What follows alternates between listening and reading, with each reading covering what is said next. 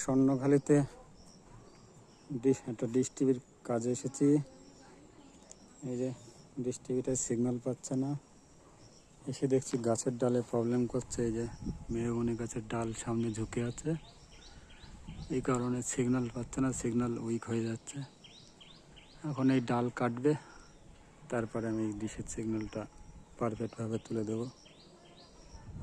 ডাল না কাটলে তুলতে পারছি না। ছাদের উপরে কত সুন্দর ফুল, দোতলা ছাদের পরে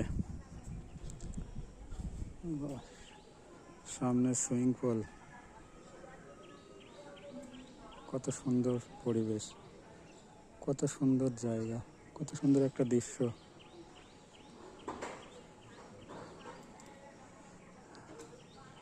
ভিডিওটা ভালো লাগলে চ্যানেলটা সাবস্ক্রাইব করে দিও বন্ধুরা,